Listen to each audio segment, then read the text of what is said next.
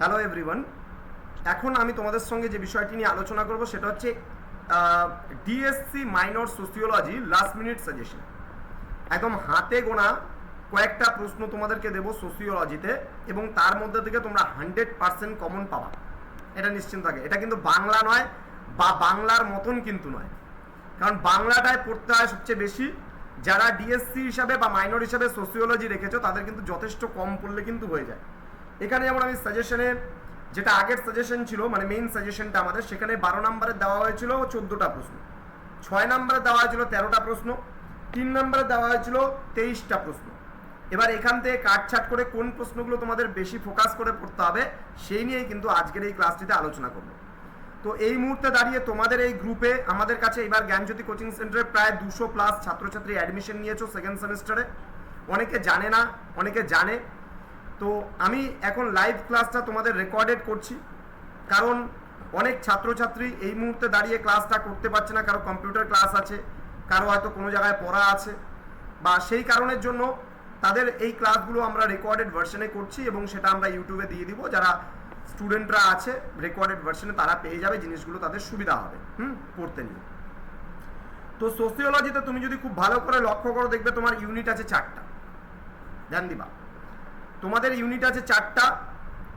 Sociology of ইন্ডিয়ার তোমাদের এবার পড়তে হবে। তোমাদের টাইটেল আছে সোসিওলজি অফ ইন্ডিয়া। অ্যাডমিট কার্ডে তোমরা দেখে নিবা যে মাইনর 2 বা ডিএসসি 2 হিসাবে যাদের সোসিওলজি রয়েছে মেজর কোর্সের বা মাল্টিডিসিপ্লিনারি কোর্সের, তাদের প্রত্যেকের জন্য কিন্তু আজকের এই সাজেশনটা।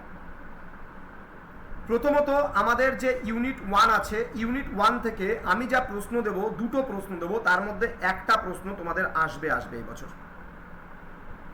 তার মধ্যে প্রথম প্রশ্ন যেটা আছে, বহুত্ববাদ বলতে কি বোঝো? ভারতে বহুত্ববাদী সমাজের বৈশিষ্ট্যগুলি সম্পর্কে আলোচনা করো। Very very important questions. আর একটা প্রশ্ন আমি দিচ্ছি, ভারতীয় সমাজের প্রেক্ষাপটে বৈচিত্র্যের মধ্যে ঐক্য সম্পর্কে আলোচনা করো, বা ইউনিটি ইন ডাইভার্সিটি। এই যে দুটো প্রশ্ন, এই দুটো প্রশ্নের মধ্যে 100% কমন একটা প্রশ্ন কিন্তু তোমাদের পরীক্ষায় আসবেই আসবে। আবারও বলছি, একটা আছে বহুত্ববাদের বৈশিষ্ট্য, এই প্রশ্নটা। 2 নম্বর প্রশ্ন বললাম পরিবার বলতে কি বোঝো? পরিবার বলছি কেন, ভুল হলো। ভারতীয় সমাজে বৈচিত্র্যের মধ্যে ঐক্য সম্পর্কে আলোচনা করো। এই দুটো প্রশ্নের মধ্যে একটা প্রশ্ন তোমার পরীক্ষায় এই বছর আসবেই আসবে, কোনো ভুল নেই। 100% কমন। একদম 3টা বা 4টা বা 5টা করে স্টার মেরে রাখো। সোসিওলজি পরীক্ষার আগে লাস্ট মুহূর্তে 14টা প্রশ্ন দেওয়া হয়েছিল। লাস্ট মুহূর্তে তোমরা এই দুটো প্রশ্ন খুব ভালো করে পড়তেই হবে, বাদ দিতে পারো না কোনো মতেই। এই দুটো প্রশ্নের মধ্যে একটা প্রশ্ন কিন্তু আসবেই আসবে। Next unit number 2। Unit number 2তে আছে তোমাদের কাস্ট মানে জাতি, ট্রাইব মানে উপজাতি, এবং আছে ভিলেজ মানে গ্রামীণ সম্প্রদায় বা গ্রাম সম্পর্কে আছে। এবার এই ইউনিট থেকে তোমরা কি কি পড়বা? এই ইউনিট থেকে তোমরা পড়বা যেগুলো, একটু লিখে নাও তোমরা। উপজাতির সংজ্ঞা দাও, উপজাতির বৈশিষ্ট্যগুলি আলোচনা করো। উপজাতি বলতে কি বোঝো? উপজাতির বৈশিষ্ট্যগুলি আলোচনা করো। অথবা দিয়ে উপজাতি বলতে কি বোঝো? উপজাতি গোষ্ঠীর বিভিন্ন প্রকার সম্পর্কে আলোচনা করো। হয়েছে? নেক্সট 2 নম্বর প্রশ্ন এই ইউনিট থেকে, ইউনিট নাম্বার 2 থেকে 2 নম্বর প্রশ্ন, জাতির সংজ্ঞা দাও বা জাতি বলতে কি বোঝো? ওর সঙ্গে ভারতীয় সমাজ ব্যবস্থায় জাতি ব্যবস্থার স্বতন্ত্র বৈশিষ্ট্যগুলি সম্পর্কে আলোচনা করো। Very very important questions, very very important questions. খুব ভালো করে কিন্তু এটা তোমাকে মানে কভার আপ করতে হবে এই প্রশ্নটা। এই ইউনিট থেকে লাস্ট আমি আরেকটা প্রশ্ন দেব, সেটা হচ্ছে উপজাতির সংজ্ঞা দাও। উপজাতি গোষ্ঠীর বিভিন্ন প্রকার অর্থনৈতিক ব্যবস্থা সম্পর্কে আলোচনা করো। এটা তো বলে দিলাম, আদিবাসী বলতে কি বোঝো? ভৌগোলিক বন্টনের ভিত্তিতে ভারতের আদিবাসী গোষ্ঠীগুলির পরিচয় দাও। এই 2 নম্বর ইউনিট থেকে এই 3টা প্রশ্ন পড়বা। আমি গ্রামীণ সম্প্রদায় থেকে কোনো প্রশ্ন দিলাম না, গ্রামীণ সম্প্রদায় থেকে আমি 6 নম্বরের প্রশ্ন দেবো, সেখানে কিন্তু কমন পাবে। তাহলে যদি কেউ দ্বিতীয় ইউনিটটা পড়ো, তাহলে এই 3টে প্রশ্ন তোমাকে এক জায়গায় রেখে পড়তে হবে। এই 3টে প্রশ্নকে এক জায়গায় রেখে পড়বে এই কারণেই যে এই 3টে প্রশ্নের মধ্যে যে কোনো একটা প্রশ্ন কিন্তু তোমার পরীক্ষায় আসবে। বোঝাতে পারলাম? ওকে, নেক্সট চলে আসবো আমরা ইউনিট নাম্বার 3 তে। ইউনিট নাম্বার 3 তে আমাদের পরিবার থেকে একটা প্রশ্ন আসবেই আসবে, একদম 100% কমন। এবার পরিবার থেকে কোন কোন প্রশ্নগুলো তোমরা পড়বে, যেমন পরিবার বলতে কি বোঝো, পরিবারের বৈশিষ্ট্যগুলি সম্পর্কে আলোচনা করো। ভেরি ভেরি ইম্পর্টেন্ট কোশ্চেন, ভালো করে পড়বে পরিবার। আচ্ছা, 2 নম্বর প্রশ্ন, পরিবার বলতে কি বোঝো, পরিবারের কার্যাবলীগুলো সম্পর্কে আলোচনা করো।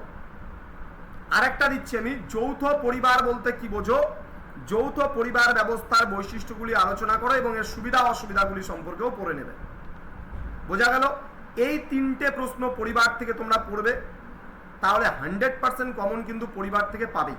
এক, পরিবার কাকে বলে, পরিবারের বৈশিষ্ট্য, পরিবারের কার্যাবলী ভালো করে পড়বে, 2টা প্রশ্ন গেল। 3 নম্বর প্রশ্ন, যৌথ পরিবারটা ভালো করে পড়বে। যৌথ পরিবার মানে জয়েন্ট ফ্যামিলি, এর সুবিধা অসুবিধা বৈশিষ্ট্যগুলো ভালো করে পড়তে হবে। এই 3টা প্রশ্নের মধ্যে একটা প্রশ্ন কমন পাবে। ক্লিয়ার? নেক্সট, ইউনিট নাম্বার 4, যেখানে তোমাদের ম্যারেজ বা বিবাহ ব্যবস্থা থেকে কি কি পড়বে সেই নিয়ে আমি বলে দিচ্ছি। বিবাহ ব্যবস্থা থেকে তোমাদের বিবাহ বলতে কি বোঝো, বিবাহের বিভিন্ন প্রকারভেদগুলি সম্পর্কে আলোচনা করো। এই প্রশ্নটায় একটাই কমন বা আসার সম্ভাবনা প্রবল রয়েছে, খুব ভালো করে পড়বা তোমরা। বিবাহ ব্যবস্থা বলতে কি বোঝো, এবার এই বিবাহ ব্যবস্থা সম্পর্কে ডিটেলসে খুব ভালো করে পড়বা, বিবাহ ব্যবস্থার প্রকারভেদটা। এবার এই কটা 3 3 6 2 8 আর 9টা প্রশ্ন দিলাম, এর মধ্যে থেকে 100% কমন পাবা। এবার যদি কেউ মনে করো যে স্যার আমি এক্সট্রা কিছু পড়তে চাই, তাহলে তোমাদের এক্সট্রা হিসাবে ধর্মনিরপেক্ষতা পড়তে পারো, ধর্মনিরপেক্ষতা এক্সট্রা ভাবে পড়তে পারো, এটা পড়তে পারো। এই 10টা প্রশ্ন আমি লাস্ট হিসাবে রাখলাম। তার মধ্যে তোমরা যদি ভাবো যে না স্যার আমি কোনো একটা ইউনিট বাদ দিতে চাই, আমি 12র জন্য পড়বো না, তাহলে চাইলে পারে, তুমি যদি চাও যে আদিবাসী বা ওই ট্রাইব বা উপজাতির যে পার্টটা আছে ওই পার্টটা চাইলে পারে বাদ দিতে পারো। আমার এত পড়ার সময় নেই স্যার, তাহলে তুমি ইউনিট নাম্বার 1 বহুত্ববাদ পড়ো, বৈচিত্র্যের মধ্যে ঐক্য পড়ো, পরিবার পড়ো, বিবাহ পড়ো, এই কটা জিনিস পড়ো, তুমি 2টা প্রশ্ন কমন পেয়ে যাবে, পরীক্ষা লিখে দিয়ে আসতে হবে। 2টা 12 নম্বরের প্রশ্ন লিখতে হয়। বোঝাতে পারলাম? একদম পুরো ক্লিয়ার কনসেপ্ট যে 12 নম্বরে কোন কোন প্রশ্নগুলো আসবেই আসবে, একদম 100% বলে দিলাম। এর বাইরে কোনো প্রশ্ন থাকবে না, একেবারে ভরসা রাখতে পারো। চলে আসবো এবার 6 গুলোকে নিয়ে।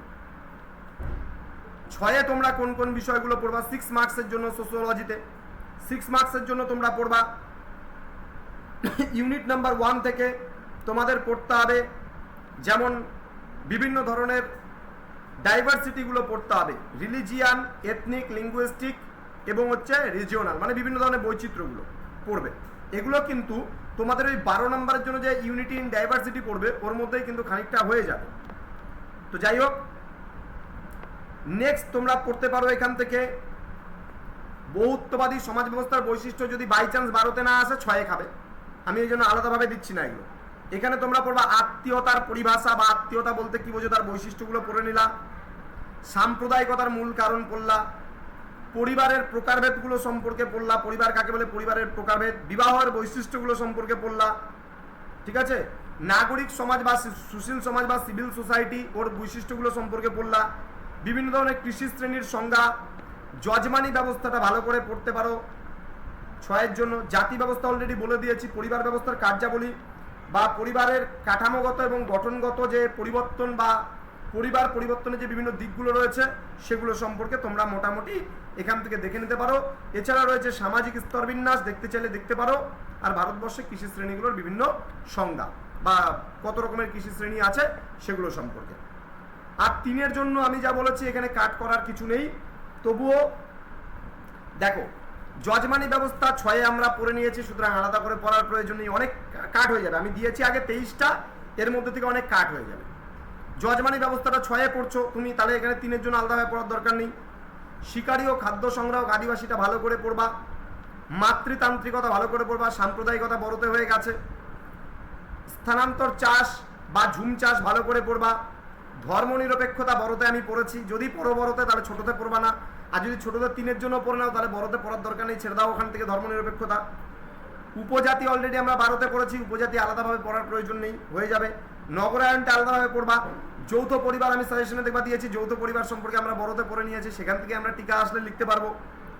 বহুত্ববাদ আমরা বড়তে 12 নম্বরের জন্য বলছি পড়তে, সেখান থেকে আমাদের বহুত্ববাদ হয়ে যাবে, আর নতুন করে এক্সট্রাভাবে পড়ার দরকার নেই। অজাচার ভালো করে পড়বা, বিবাহ ব্যবস্থা থেকে অজাচারটা পরীক্ষায় আসে। জমিদার শ্রেণী ভালো করে পড়বা, দেন সমপাঙ্ক্তেয়তাটা ভালো করে পড়বা, অস্পৃশ্যতা, জাতি ও বর্ণের মধ্যে পার্থক্য, তারপরে বিভিন্ন ধরনের বৈচিত্র্যগুলো, সাংস্কৃতিক বৈচিত্র্য, ভাষাগত বৈচিত্র্য, ধর্মগত বৈচিত্র্য, জিনিসগুলো ভালো করে পড়বা, মাতৃবংশভিত্তিক উপজাতি, তারপরে আত্মীয়তার দুটো পার্ট পড়বা, বিবাহ সম্পর্কিত আত্মীয়তা এবং রক্তের সম্পর্কে আবদ্ধ আত্মীয়তা ভালো করে দেখে যাবা। তারপরে তোমাদের স্বনির্ভর গ্রামীণ সম্প্রদায় সম্পর্কে পড়তে পারো, ভাষাগত বৈচিত্র্য পড়বা, কামিন পড়বা, নৃগোষ্ঠী পড়বা, অনুলোম ও প্রতিলোম বিবাহ পড়বা। বাস এই কয়েকটা প্রশ্ন পড়লে তোমাদের সোসিওলজিতে কিন্তু পুরোপুরি কভার আপ হয়ে যাবে। সবচেয়ে কম যদি কোনো সাবজেক্টে পড়লে পারে কমন পাওয়া যায় সেটা কিন্তু সমাজতত্ত্ব বা সোসিওলজিতে। তো আশা করি বুঝতে পেরেছো। যদি ভরসা থাকে অবশ্যই 100% কমন পাওয়া কিন্তু সোসিওলজিতে নিশ্চিন্তে থাকতে পারো। তো তোমাদের সঙ্গে দেখা হবে আবার একটা নতুন যে পার্ট আছে, অর্থাৎ তোমাদের ইতিহাস যে সাজেশন আছে সেই ইতিহাস লাস্ট মিনিট সাজেশন নিয়ে কিন্তু তোমাদের পরবর্তী ক্লাস হবে। Thank you.